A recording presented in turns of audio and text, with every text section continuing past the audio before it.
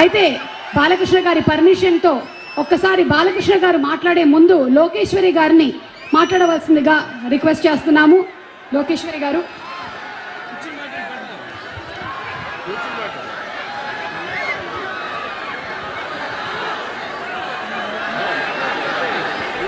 సభకు నమస్కారం.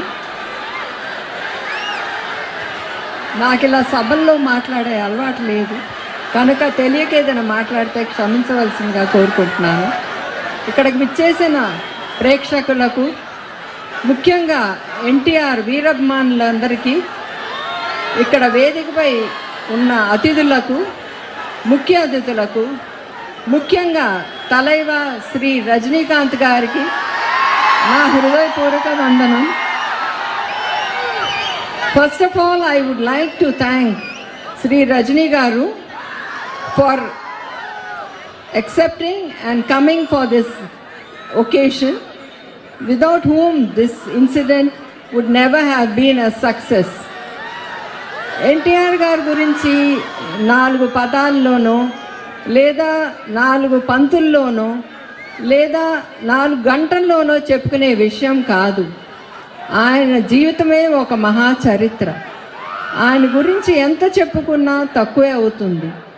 ఆయన గురించి మీ అందరికీ ఎక్కువ బాగా తెలుసు మాకంటే.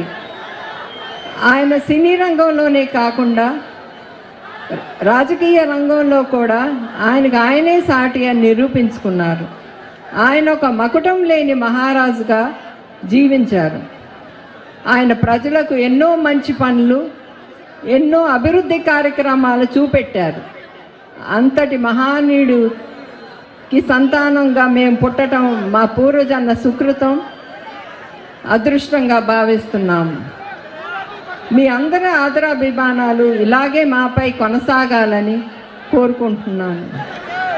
I would like to thank the committee members and ముఖ్యంగా టీడీ జనార్దన్ గారు for organizing this special show.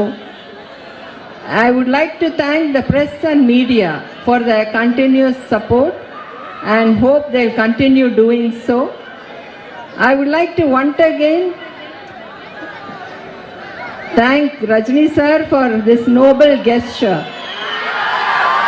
మీ అందరూ వచ్చినందుకు కృతజ్ఞతలు,